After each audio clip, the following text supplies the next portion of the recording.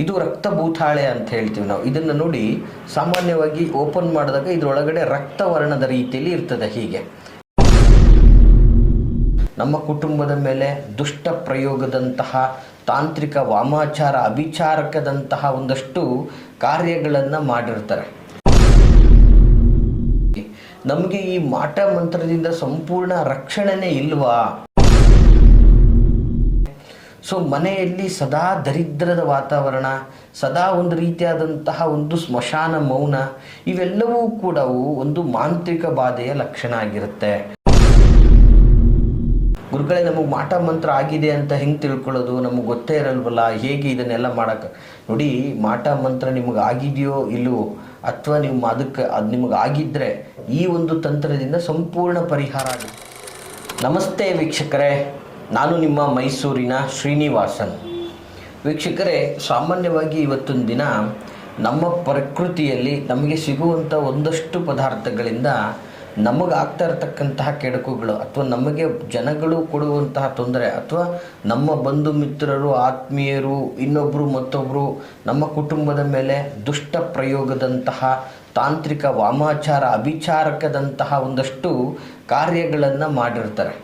So ಇದರಿಂದಾಗಿ ಮನೆ ಮಠ ನಾಶವಾಗಿರ್ತದೆ.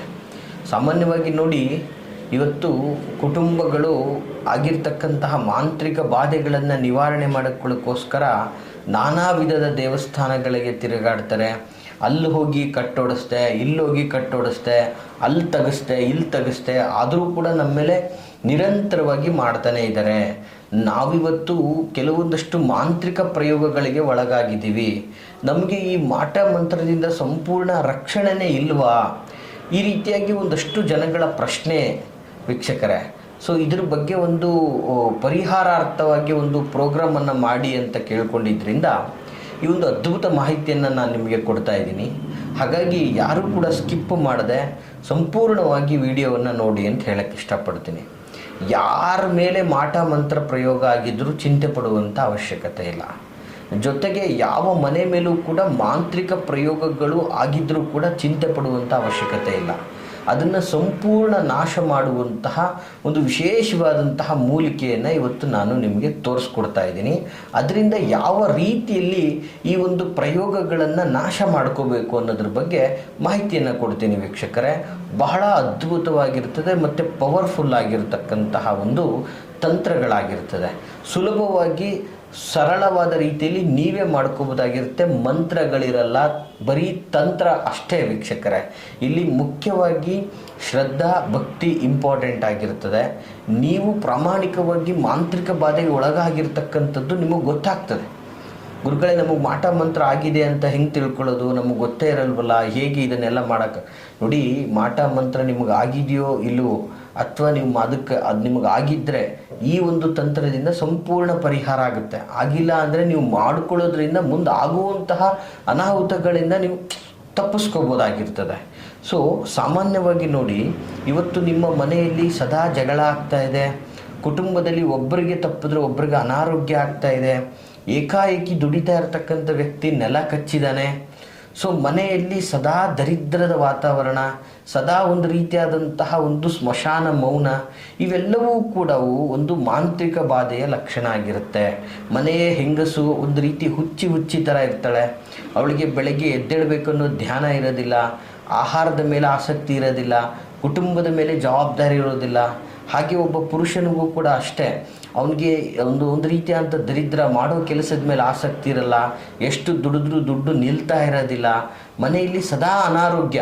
ನೋಡಿ, ಈ ಮಾಂತ್ರಿಕ ಬಾಧೆಗಳಾಗುತ್ತೆ ಅಂತಂದರೆ ನೀವು ಆಸ್ತಿ ಪಾಸ್ತಿಗಳನ್ನು ಕಳ್ಕೊಂಡು ಬೀದಿಗೆ ಬಂದಿರ್ತೀರ.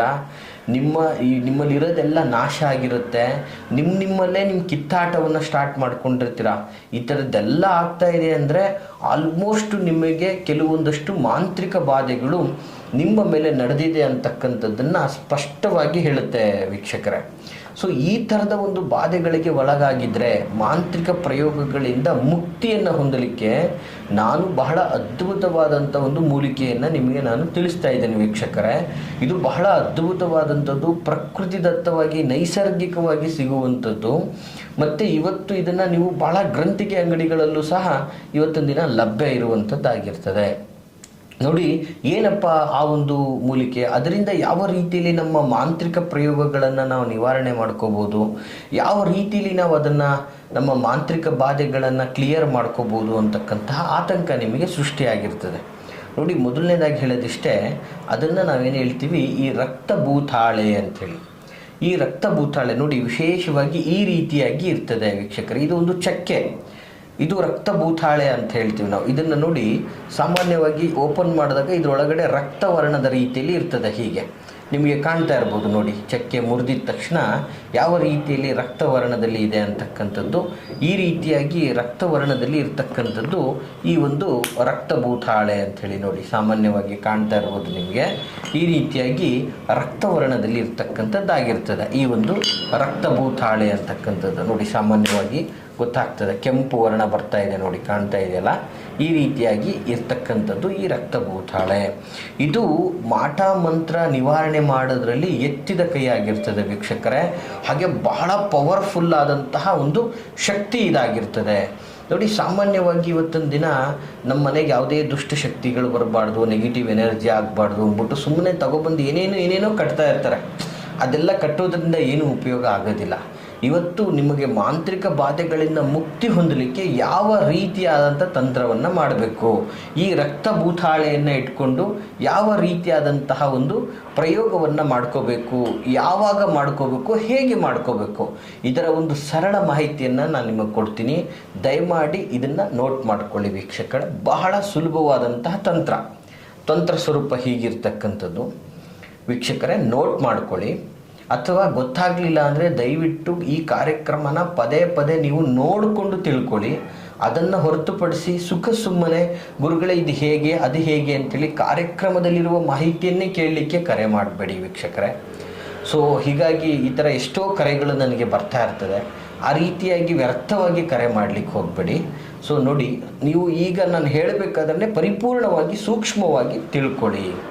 ಹೇಗೆ ಅದನ್ನು ಮಾಡಬೇಕು ಅಂತಂದರೆ, ಒಂದು ವಿಶೇಷವಾಗಿ ಈ ಕಾರ್ಯವನ್ನು ಮಾಡಬೇಕಾದ್ರೆ ಯಾವುದಾದ್ರೂ ಒಂದು ಅಮಾವಾಸ್ಯೆ ಅಥವಾ ಹುಣ್ಣಿಮೆಯ ದಿನಗಳಲ್ಲೇ ಈ ಒಂದು ತಂತ್ರವನ್ನು ಮಾಡಬೇಕು ವೀಕ್ಷಕರೇ.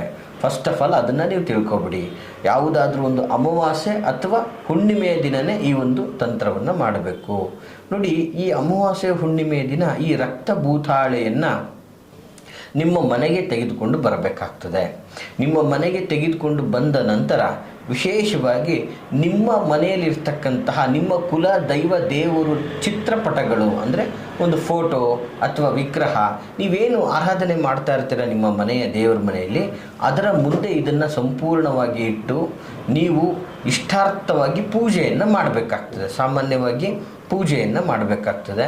ಪೂಜೆಯನ್ನು ಮಾಡಿದ ನಂತರ ವೀಕ್ಷಕರೇ ಸಂಪೂರ್ಣವಾಗಿ ಕುಂಕುಮ ಗರ್ಶನ ಗಂಧಾದಿಗಳನ್ನು ಮಾಡಿ ಮನೆಯಲ್ಲಿ ನೀವು ಹೇಗೆ ಒಂದು ಪೂಜೆಯನ್ನು ನೆರವೇರಿಸ್ತೀರಿ ಆ ರೀತಿಯಾಗಿ ಪೂಜೆಯನ್ನು ಮಾಡಿದ ನಂತರ ನಿಮ್ಮ ಯೂನಿವರ್ಸಲ್ಲಿ ನೀವು ನಿಮ್ಮ ಭಗವಂತನಲ್ಲಿ ಪ್ರಾರ್ಥನೆಯನ್ನು ಸಲ್ಲಿಸಬೇಕು. ಭಗವಂತ, ನನ್ನ ಮೇಲೆ ಆಗಿರ್ತಕ್ಕಂತಹ ಸಂಪೂರ್ಣ ದುಷ್ಟ ಪ್ರಯೋಗಗಳು ನಾಶ ಆಗಬೇಕು. ನನ್ನ ಮೇಲೆ ಯಾರು ಮಾಡಿದಾರ ಅದು ಅವ್ರಿಗೆ ರಿವರ್ಸ್ ಆದರೂ ಪರವಾಗಿಲ್ಲ.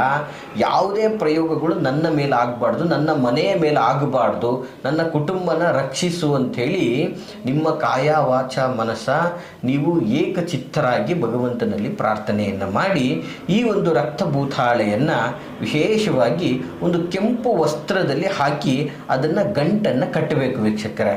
ಗಂಟನ್ನು ಕಟ್ಟಿ ಅದನ್ನು ನಿಮ್ಮ ಮನೆಯ ಮುಖ್ಯ ದ್ವಾರಕ್ಕೆ ಕಟ್ಟುವುದರಿಂದ ಯಾವುದೇ ಥರದ ಮಾಂತ್ರಿಕ ಪ್ರಯೋಗಗಳು ನಿಮ್ಮ ಮನೆ ಮೇಲೆ ಬೀಳೋದಿಲ್ಲ.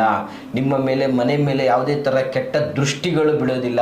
ಯಾವುದೇ ಮಾಂತ್ರಿಕ ಬಾಧೆಗಳು ನಿಮ್ಮ ಮನೆಯನ್ನು ಆವರಿಸ್ಕೊಳ್ಳೋದಿಲ್ಲ. ಇದು ನಿಮ್ಮ ಮೇಲೆ ನೀವು ನಿಮ್ಮ ಮನೆಯನ್ನು ರಕ್ಷಣೆ ಮಾಡಿಕೊಳ್ಳುವಂತಹ ಒಂದು ತಂತ್ರ. ಯಾವುದ್ಯಾವುದು ಆ ಬೇರು ಕಟ್ಟದೆ ಈ ಬೇರು ಕಟ್ಟದೆ ಯಾವುದೋ ಕಾಯಿ ಕಟ್ಟದೆ ಇದನ್ನೆಲ್ಲ ಬಿಟ್ಟು ಮಾಂತ್ರಿಕ ಪ್ರಯೋಗವನ್ನು ನಿವಾರಣೆ ಮಾಡ್ಕೊಳ್ಳೋದಕ್ಕೆ ಇದನ್ನು ನೀವು ಕಟ್ಟಿ ವೀಕ್ಷಕರೇ, ಅದ್ಭುತವಾಗಿ ನಿಮ್ಗೆ ಒಳ್ಳೆಯದಾಗ್ತದೆ.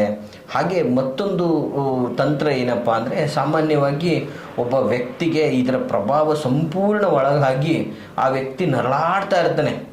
ಅಂತಹ ಸಂದರ್ಭದಲ್ಲಿ ಯಾವ ವ್ಯಕ್ತಿ ಮೇಲೆ ಈ ಪ್ರಯೋಗ ಆಗಿದೆಯೋ ಅಂತಹ ವ್ಯಕ್ತಿಯನ್ನು ಪ್ರತ್ಯೇಕವಾಗಿ ಅಂತಹ ವ್ಯಕ್ತಿಗೆ ಒಂದು ತಾಯಿತವನ್ನು ತೆಗೆದುಕೊಳ್ಳಬೇಕು ವೀಕ್ಷಕರೇ.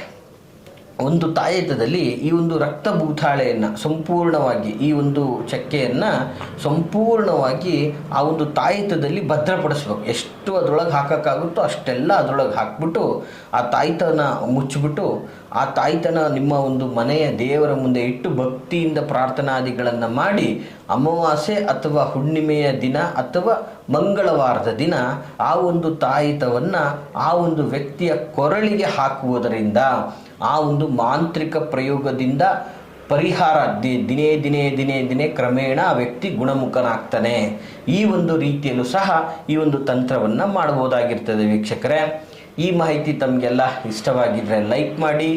ಹಾಗೆ ಯಾರೆಲ್ಲ ಮಾಂತ್ರಿಕ ಬಾಧೆಗಳಿಗೆ ಒಳಗಾಗಿದ್ದಾರೋ ಅವರಿಗೆ ತಪ್ಪದೇ ಶೇರ್ ಮಾಡಿ ಅಂತ ಹೇಳ್ತಾ, ನಿಮಗೆ ಯಾವುದೇ ರಿಲೇಟೆಡ್ ಕಾರ್ಯಕ್ರಮಗಳು ಬೇಕಿದ್ದರೆ ಕಮೆಂಟ್ ಮಾಡಿ ತಿಳಿಸಿ ಅಂತ ಹೇಳ್ತಾ ವೀಕ್ಷಕರೇ, ನಾವಿರುವಂತಹ ವಿಳಾಸ ಮೈಸೂರಿನ ವಿಜಯನಗರ 2ನೇ ಹಂತ KD ಸರ್ಕಲಲ್ಲಿ ನಮ್ಮ ಕಚೇರಿ ಸಹ ಲಭ್ಯವಿರ್ತಕ್ಕಂಥದ್ದು.